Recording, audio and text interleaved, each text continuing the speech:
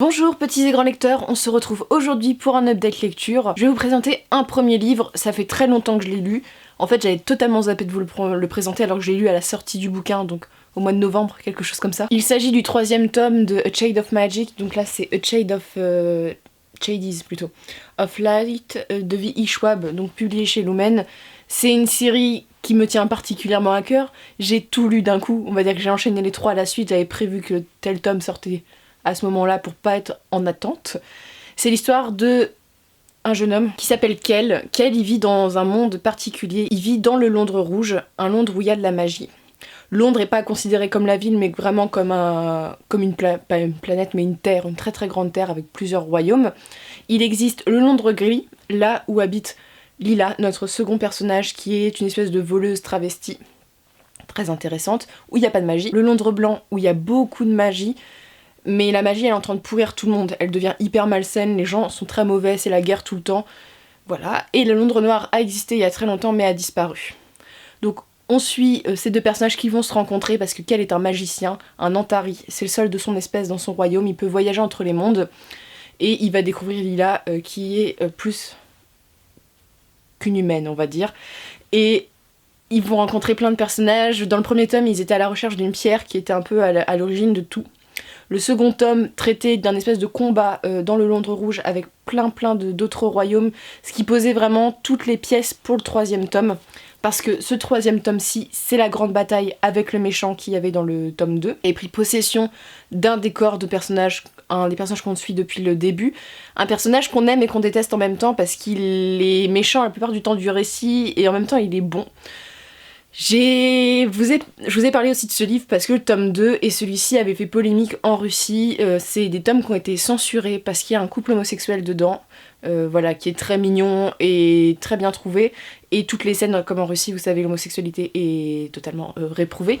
Ça a été censuré. L'auteur en avait parlé au Salon du Livre de Paris. C'était hyper intéressant qu'on puisse avoir encore de la censure en 2018. Surtout sur un livre young adulte, hein, voilà. Ce tome-ci, il était génial. Vraiment, je l'ai bouffé, mais tellement en cours, en fait, c'était à moitié si je lisais pendant les cours, tellement j'étais en mode il faut que je sache la suite. Dès qu'il y avait 5 minutes de pause, je lisais. Voilà, ça m'a vraiment plu. C'était une sacrée brique, mais c'est vraiment palpitant dans le sens que c'est une grande scène de guerre, en fait, le dernier tome, parce que voilà, c'est comme dans tous les tomes 3, l'apothéose, Harry Potter, on sait tous que c'est une grande scène de guerre à la fin. Là, c'est pareil. Et en fait, on sait pas qui va s'en sortir parce qu'on sait très bien que l'auteur, elle peut tuer n'importe qui. Et il y a un personnage qui meurt, l'innocence incarnée. Et j'étais en mode ah, ça fait mal. J'étais pas bien. Mais c'était vraiment un super livre, une série que je vous conseille parce qu'elle est originale. Les personnages sont attachants. Ça parle de transidentité, d'homosexualité, de différence en fait. Tous les personnages sont différents par leur caractère. Ils sont... Ouais, c'est tous un peu des misfits, vous savez, je dis un peu des hors-classe, mais ils sont tous un peu hors-classe d'une certaine manière. Moi, j'ai adoré. Il y a beaucoup de morts dans celui-ci, des gens qu'on apprécie depuis longtemps. Voilà, un livre que je vous recommande. Je trouve des trucs du Seigneur des Anneaux partout, c'est horrible. Mais un livre que je vous recommande vraiment chaudement et qui relève de messages autres que la fantaisie basique. On a vraiment un livre qui s'adresse aux jeunes pour leur dire que vous avez le droit de vivre de telle manière. C'est une fin aussi qui est hyper bien faite. J'ai trouvé que la fin correspondait très bien au caractère des personnages. Donc c'est ça aussi qui m'a plu dans ce récit. Ensuite je vais vous parler de 2 mangas. C'est la mode des mangas, vous savez, où on réécrit des histoires connues. Notamment il y a eu La Belle et la Bête qui est sortie, Orgueil et Préjugés qui était vraiment très moche, dire ce qui est, je vous laisserai voir sur internet, mais la couverture, c'est le shoujo des années 80 à fond, j'aime pas du tout. Et j'ai lu le tome 1 et le tome 2 de Arsène Lupin qui est publié chez Kurokawa. Donc Arsène Lupin, c'est un peu le gentleman voleur, donc c'est des textes français très connus. Voilà, c'est un peu le Sherlock Holmes français, vous voyez, au niveau, c'était des petits feuilletons comme ça avec beaucoup de tomes. Et donc ici, on suit Arsène qui, pendant tout le livre, en fait, c'est vraiment des réécritures des bouquins, donc si vous avez lu Arsène Lupin, vous connaissez l'histoire, mais en clair, c'est un gentleman qui se sert de ses capacités à se déguiser à se faire passer pour quelqu'un d'autre pour piller les plus riches, voilà. Et donc là, c'est ce qu'il fait, et en même temps, il va tomber amoureuse d'une domestique. Voilà, il y a une histoire d'amour. Et là, il y a Sherlock Holmes qui arrive, voilà, le combat des titans, mais c'est vraiment bien fait. Voilà, après, au niveau de l'écriture, Arsène Lupin, j'ai lu ça quand j'étais au collège, je crois, donc je me souviens plus trop du fond de l'histoire, mais ça me faisait des réminiscences, vous voyez, je me disais, mais j'ai déjà entendu parler de ce truc-là.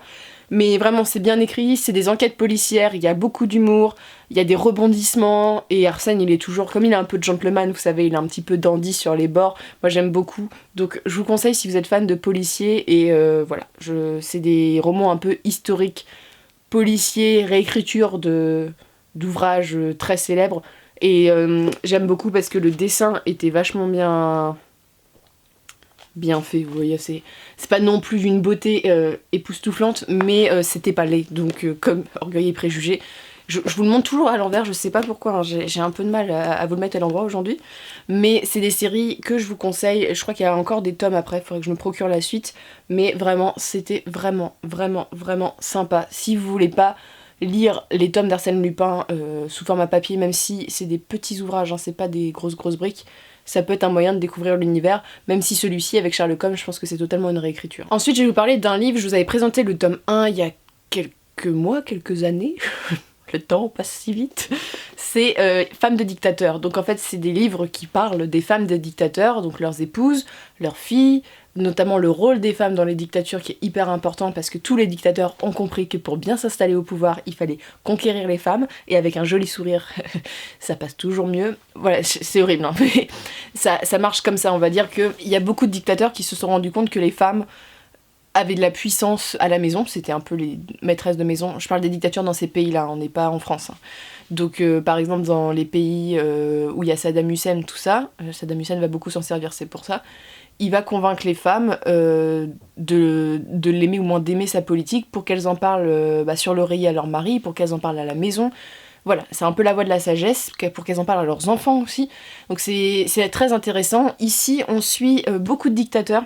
Donc je vous lis parce qu'il y a Castro, Saddam Hussein, Milosevic, Konami, Kim Jong-il et Ben Laden. Et en fait, il y a des portraits que j'ai adorés. Il y en a un que j'ai zappé parce que ça m'intéressait pas. Mais j'ai adoré Castro parce que on le voyait encore à la télé il y a pas si longtemps que ça. C'est un mec, en fait, tu vois comment ses idées de base dérivent vers la dictature hyper rapidement. Comment ce mec à la base était certes un séducteur, machin, et qu'il a fini comme ça, c'est hyper intéressant. J'ai beaucoup aimé aussi Ben Laden et surtout Saddam Hussein parce que à la base c'est des mecs qui sont fidèles à leur femme et le pouvoir va vraiment les transformer, vous voyez, je sais pas comment expliquer. Et il y a un portrait que j'aime beaucoup, alors comme ça fait genre 2 mois que je l'ai lu, mais je crois que c'est Milosevic. En fait ça montre que c'était un couple de dictateurs, elle avait autant d'importance que son mari dans la dictature, et c'est son mari qui va finir en tôle et elle va s'en sortir autrement, mais c'était hyper intéressant pour ça. Après c'est un livre que je mettrais pas dans toutes les mains parce que c'est quand même assez violent. Ces hommes, même si dans le livre ils sont décrits pas sous leur meilleur jour, mais on arrive à s'attacher à eux parce qu'on a leur vie, on a les explications. Castro a quand même fait enlever une petite amie qu'il avait américaine. Ils ont fait l'amour, elle est tombée enceinte. Et comme il voulait pas qu'elle ait l'enfant, il l'a fait enlever, il l'a fait avorter, elle a fait une septicémie quand elle est rentrée aux États-Unis, elle a failli mourir. Et en fait, j'aime bien cet exemple parce que ça montre que ces femmes-là, elles sont totalement dévouées aux dictateurs. C'est-à-dire qu'elle va être envoyée ensuite par les services américains pour espionner Castro. Et en fait, elle va retomber dans ses bras parce qu'elle l'aime. Et en fait, dans le premier tome, il y avait Hitler notamment, et c'était aussi intéressant parce qu'en fait, les femmes sont envoûtées en fait, on n'est même plus dans l'amour, vraiment là c'est vraiment une sorte d'envoûtement et c'est hyper intéressant. C'est un livre, si vous vous intéressez à l'histoire et notamment en histoire d'un point de vue autre, ça peut être intéressant, seulement c'est très historique, c'est-à-dire que c'est des sortes de biographies, donc ça peut un peu lasser, du genre à la fin j'avais vraiment envie de finir le livre parce que j'étais en mode bon j'ai déjà lu 5 portraits, 6 portraits, c'est bon quoi, j'en ai assez. Donc peut-être pas les lire tous à la suite comme j'ai fait, mais peut-être lire un portrait, tu vois, un peu écarté, on va dire. Mais ça reste important parce que ça parle aussi de la culture des pays qui sont mis en avant, notamment voilà la Corée du Nord. Je connais pas trop tout ce qui se passe là-bas et en fait ça t'éclaire quand même sur le sujet, comment ça se passe et comment c'est assez habituel qu'ils s'assassinent entre familles, un truc qui date pas de Kim Jong-il, on va dire, donc de Kim Jong-un, pardon. Ça se ressemble au niveau des noms. Donc voilà, je vous le conseille vraiment. Je vais vous parler d'un petit roman. Alors, c'est l'histoire d'une jeune femme qui a 14 ans, il me semble. Elle est la fille d'un grand jazzman aux États-Unis. Sa mère est morte, je crois, ou sa mère ne vit plus avec eux. Elle a plus du tout de repères féminins. Et elle est totalement paumée, cette gamine, parce que son père... C'est un peu compliqué à vous expliquer, mais son père a mis en place dans sa grande maison une espèce d'hôtel pour recueillir tous les musiciens qu'il a sous sa coupe. Et en fait, tout le monde pense que c'est une sorte de secte parce que son père demande des faveurs sexuelles aux jeunes femmes qui viennent, voilà, qui sont pas beaucoup plus âgées que sa fille, hein. Donc elle vit dans un monde un peu de débauche avec des gens qui dorment dans sa chambre, elle les connaît pas. Son père est très spécial, on va dire. Il vit pour la musique, elle vit aussi pour l'art, parce que c'est un livre qui va traiter aussi de la création artistique. Et cette jeune fille, on va voir toute sa décadence, donc de ses 14 ans, je crois, jusqu'à ses 25 ans. Son amitié avec deux jeunes femmes. Une amitié qui tend vers l'homosexualité, même si... je pense qu'elle est bisexuelle parce qu'elle a du désir aussi envers certains hommes, mais il y a vraiment une espèce de tension, il y a une jalousie en fait entre les trois, elles se jalousent, alors on sait jamais si c'est au niveau amical ou amoureux, mais c'est un livre, quand je l'ai mis sur Instagram, je me suis dit, ce livre m'a fait penser à une chanson de Lana Del Rey, donc comme Summertime Sadness ou National Anthem, voilà, ça m'a fait penser à ça, ou Young and Beautiful, parce qu'en fait, d'Extase et d'amour féroce, c'est un espèce de rêve onirique, je trouvais. Un peu, on se laisse un peu guider dans le truc et c'est à la période, vous savez, avec l'alcool, la drogue, l'art. Et ici, c'est vraiment très, très porté là-dessus. Et j'ai vraiment aimé, c'est assez court. En même temps, il n'y a pas vraiment de fin. Ça coupe comme si on avait une parcelle de vie de cette jeune fille. On n'aura jamais la suite. Et c'est pas un personnage très positif parce qu'elle fait des choses horribles, faut dire ce qui est. Des fois on la comprend pas, elle part dans des excès de colère, tout ça, donc on pense que c'est... Mon interprétation, c'est qu'elle est sous emprise de drogue et d'alcool très souvent, ce qui fait que son comportement est délicat. Ça parle de la société américaine, de la société afro-américaine aussi, parce qu'il y a une de ses potes qui... elle est pas afro-américaine, elle est latino, voilà, elle est latino, voilà, je confonds, mais voilà, une minorité qui est un peu, même beaucoup exploitée, voire humiliée par d'autres branches de la société, c'est vraiment ça, et ça traite aussi du viol.